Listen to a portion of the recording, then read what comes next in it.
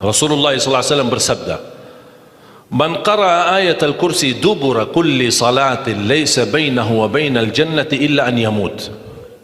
Barang siapa yang membaca ayat al-kursi setiap habis salat fardu, tidak ada sesuatu yang mampu menghalanginya masuk surga.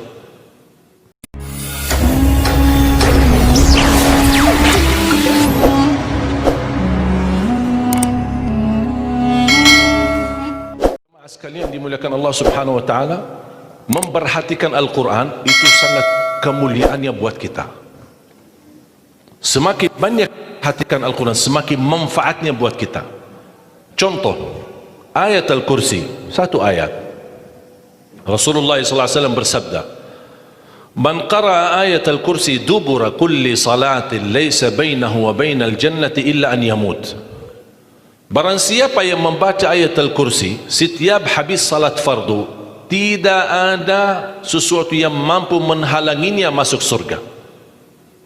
Ayat Al-Kursi ini satu ayat menjaminkan kita masuk surga. Kalau satu ayat menjaminkan kita masuk surga, gimana suratul Baqarah seluruhnya? Gimana lagi 30 juz Al-Quran? Kata Siti Aisyah radhiyallahu anha, jumlah tingkatan dalam surga Allah sesuai jumlah ayat Al-Quran. Oleh karena itu tidak ada yang lebih tinggi di dalam surga Allah daripada Ahlul Quran. Karena nanti Ahlul Quran ketika masuk surga, Allah suruh baca dan naik. Baca sebagaimana kamu baca di dunia, dan naik posisimu dan darajatmu di dalam surga. Baca naik terus, baca naik sampai bersama Nabi Muhammad di darajat yang tertinggi di dalam surga Allah. Ini semua berkat Al-Quran. Belum lagi syafaat Al-Quran, belum lagi anak penghafal Al-Quran menghadiahkan 2 mahkota untuk kedua orang tuanya, belum lagi setiap satu huruf dapat 10 kebaikan, belum lagi Al-Quran akan menemani kita saat sakratul maut, belum lagi Al-Quran akan temani kita saat menghadapi mungkar nakir di dalam kubur, belum lagi saat dibangkitkan oleh Allah akan bersama Al-Quran sama kita, belum lagi saat dihisab Al-Quran akan menemani kita, belum lagi saat kita berjalan di atas sirat Al-Quran masih berkenan menemani kita sampai ke pintu surga. Bahkan ketika masuk surga Al-Quran tidak akan tinggalkan kita, masih terus masuk bersama kita di dalam surga sampai naik derajat yang tinggi di dalam surga Allah Subhanahu wa taala. Kewajiban kita cuma satu, coba berapa panjang balasan Al-Quran sampai ke surga, tapi diminta cuma satu, berkenan menjadikan Al-Quran teman kita di dunia. Temanilah Al-Quran, akan Al-Quran berkenan temani kita sepanjang hayat, bahkan sepanjang perjalanan kita menuju surga. Itu kemuliaan Al-Quran. Cukup ada seorang ulama dari At-Tabi'in bernama Abdullah As-Sulami, Abu Abdurrahman Abdullah As-Sulami, Abdullah bin Habib As-Sulami. Ditanya, beliau 70 tahun mengajar Al-Quran.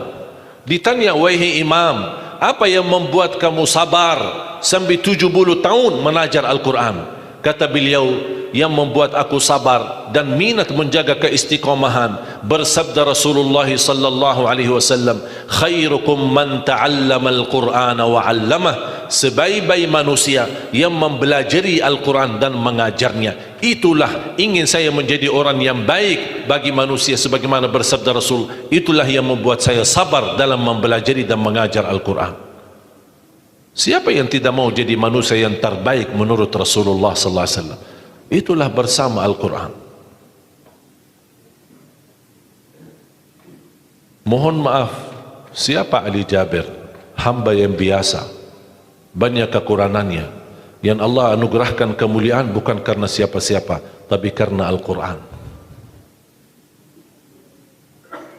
Dihormati, didepankan, dan semua orang penghafal Al-Quran, berapapun usianya, dihormati, didepankan, dimuliakan. Semua berkeinginan bisa bersalaman.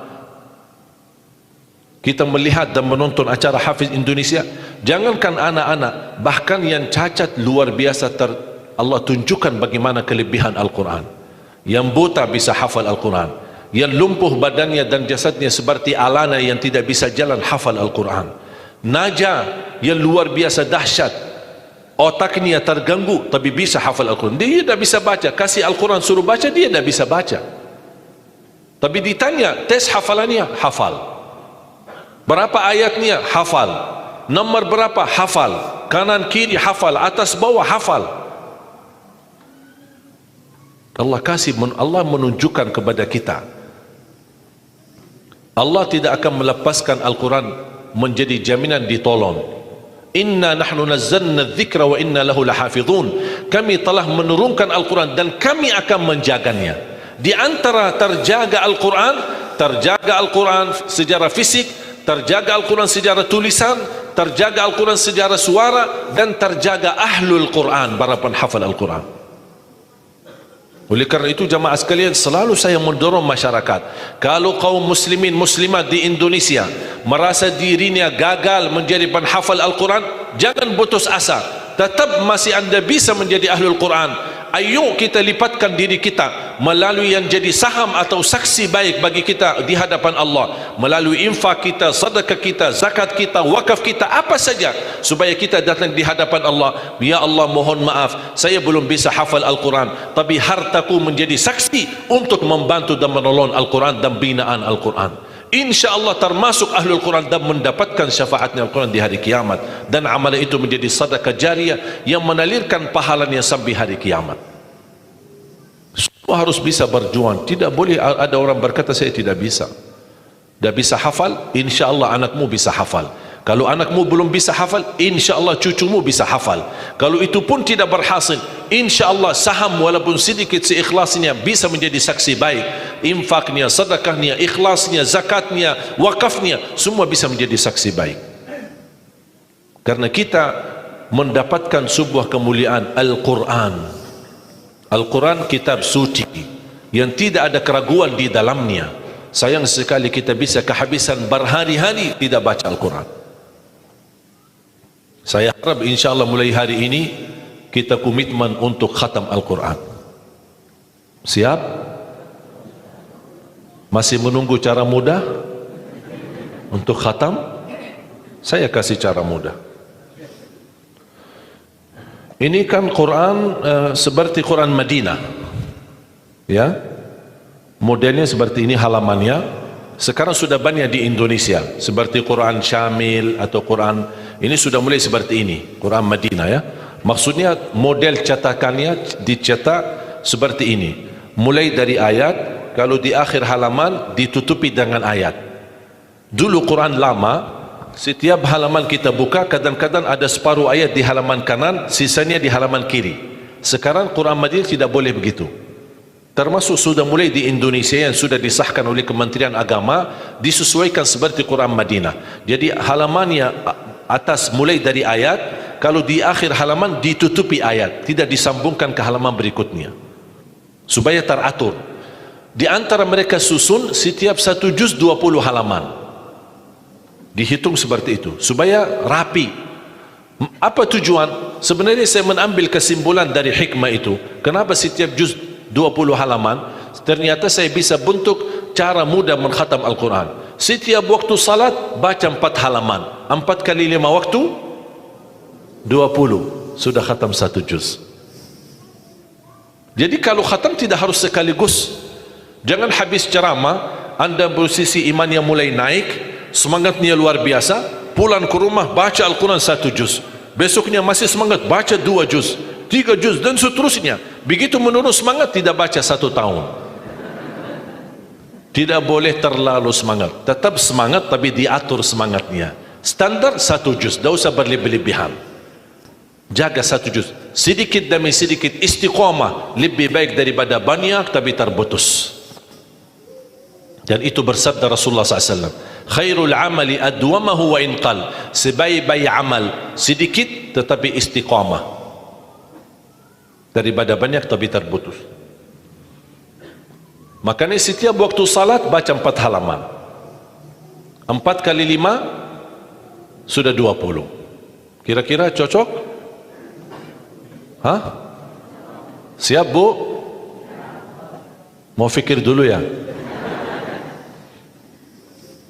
Kira-kira mau nggak lebih mudah lagi?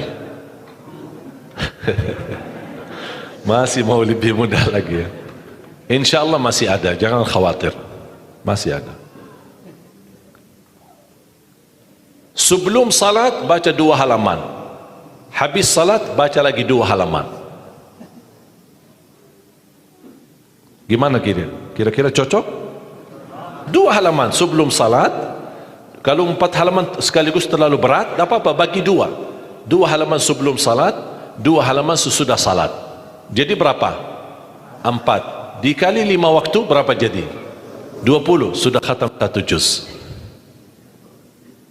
Kira-kira siap? 2 halaman 1 kertas.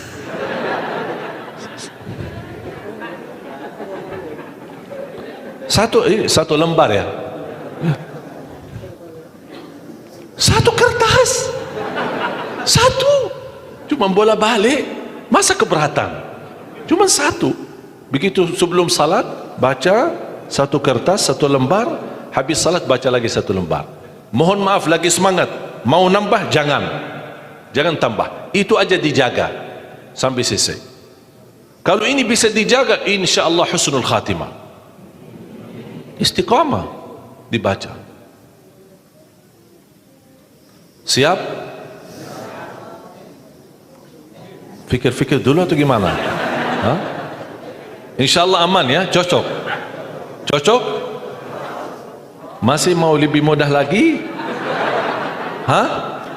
Bu, mau? Mau lebih mudah?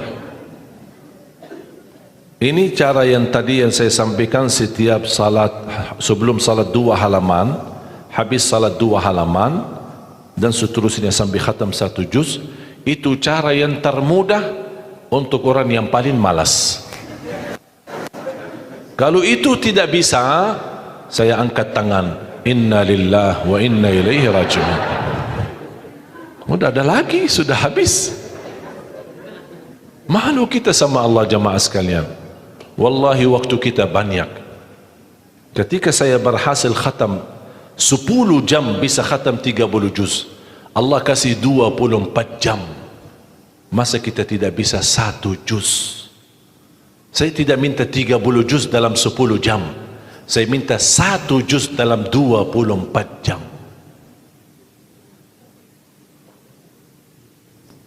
Dan saya nasihati, kalau ketika anda baca, jangan suka lihat halaman belakang. Itu yang membuat banyak berat.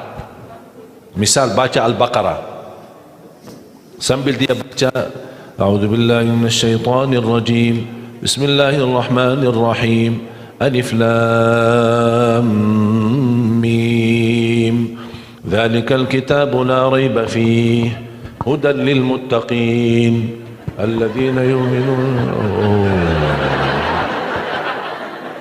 Banyak. Sadaqallahul azim. Tidak jadi lanjut karena dia fikirannya sudah berubah. Dia tidak melanjutkan apa yang dia baca, tapi dia sudah membuka jumlah halaman begitu terlalu banyak. Aduh ya Allah, bukan saya tidak mau, masalah tidak ada waktu. Alasannya tidak ada waktu. Padahal kalau dia lanjut, ada kesibukan, tidak apa-apa, berhenti. Berhasil 2 halaman, berhenti. Ada urusan, aktivitas, ada tamu di rumah, tidak apa-apa, layani sebentar, habis pulang, lanjut lagi. Walaupun 1 halaman, walaupun separuh halaman, tidak apa-apa. Tunjukkan yang terbaik, walaupun itulah kemampuanmu. Tunjukkan, ya Allah mohon maaf, kemampuan saya cuma separuh halaman, tidak apa-apa. Allah senang apapun yang kita kasih, Allah senang asal istiqamah. Allah suka, Allah tidak minta yang banyak, Allah minta yang terbaik.